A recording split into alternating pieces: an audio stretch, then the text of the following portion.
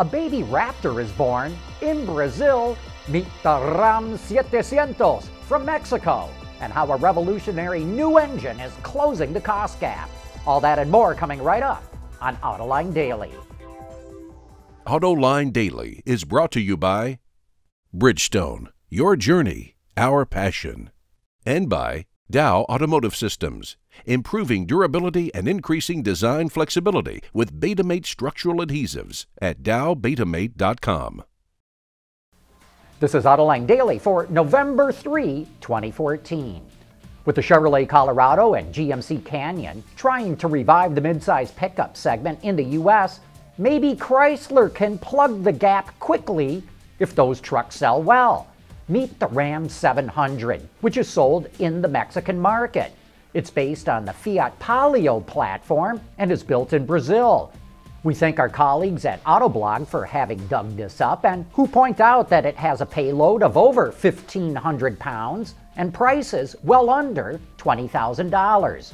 It comes with a 1.6-liter engine producing only 115 horsepower, but with a little bit more power, it could carve out a nice niche because there's nothing else that size in the American market. A few months back, Aston Martin warned that it might have to close up shop in the U.S. if its DB9 and Vantage cars were not granted an exemption to new side impact standards. We predicted the company would get that exemption since it sells very few cars, and that's exactly what happened. The coupe versions of the DB9 and Vantage do not have to comply with the new side impact rules until 2016, while the convertible versions get an extra year. Cerberus may have flunked the test trying to run Chrysler, but it still has not given up on the automotive industry. An affiliate of the investment firm, Raydell Automotive, is in the process of buying Visteon's interior business. We think the whole interiors business is about to undergo a big consolidation. Just a few months ago, JCI merged its interior business with China's Yangfeng Automotive Trim Systems Company. You know, the interiors business has very low profit margins, and by the time the dust settles, we expect to see far fewer supplier companies surviving in this segment. Uh-oh, more trouble for Takata. Up to now, its recall involved vehicles made up to 2008, but now a new recall involves brand new cars made in 2014, and this is a different defect. It involves an incorrectly installed baffle on an inflator designated SDIX. There are over 30,000 General Motors and Nissan vehicles with this defect.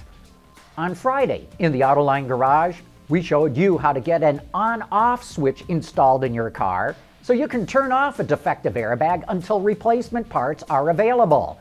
If you are still worried about your airbag, we highly recommend you follow this procedure.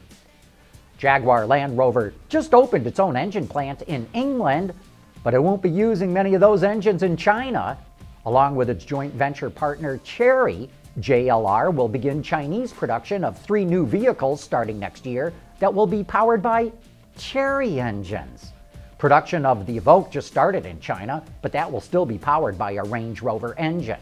Chery and JLR are hoping the new models with the Chery engines will help them compete with China's top luxury brand, Audi.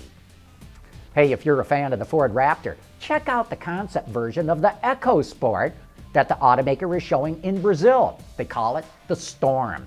It's that front grille and side graphic that really link it to the Raptor. The only downside is it's only cosmetic work and does not get a performance upgrade, but it still looks pretty cool, and we would not be surprised to see the EcoSport ultimately end up in the American market. Coming up next, a look at an engine that could revolutionize the automotive industry. Dow Automotive Systems, driving solutions in automotive, commercial transportation, and aftermarket with innovative products like Betamate structural adhesives. Lighter, stronger, safer. dowbetamate.com. On last week's Autoline After Hours, the topic was all about engines, but not the traditional power plants that we're used to. That's because our guest was David Johnson, the CEO of Achates Power, a company that's developed an opposed piston engine.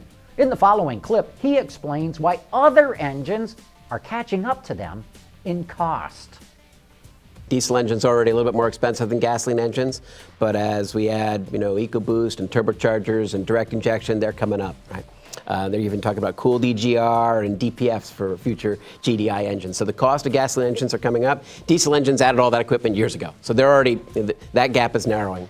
So I make the comparison diesel engine to our Achates powered diesel engine. Take away the cylinder head, take away the valve train, add back a crankshaft, add a supercharger, and that's about it. Basically, everything else is about the same. We have 6 pistons in our engine versus a 6-piston, 6-cylinder engine. We have 6 injectors, 6 injectors. We have 6 conrods, 6 so it's basically the same, although our engine is about 20% smaller in total size because we're a 2-stroke. So we have these advantages, pros and cons, or pluses and minuses. When we do all that math, John, we end up at about somewhere between 5 and 10% cost advantage on the base engine. Wow. And then you talk about now after treatment, our engine runs cleaner, right? We have less soot coming out of the engine, we have lower NOx, our hydrocarbons and CO are great, so we're very much in the ballpark there. And when we put the after treatment on, we can make those smaller also. I don't have a figure for you on that, but it's in the right direction. And now that contrasts with what's happening with other engines. If you take a conventional diesel engine and you say, how are we going to make this better? They want to add variable valve timing. They want to add waste heat recovery. They want to take the fuel pressures up from 2,000 bar to 3,000 bar. It's all adds. They're adding, going from 1 turbocharger to 2 turbochargers to 3 turbochargers. Some of those are already in production. 3 turbochargers with high cylinder pressures. So that all adds cost. So the cost of the comparator engine, the conventional engine, is going up, and ours is the same or going down. If you want to learn more about Achates' groundbreaking engine, you can watch that entire episode right now on our website or on our YouTube channel. And that wraps up today's report. Thank you for watching.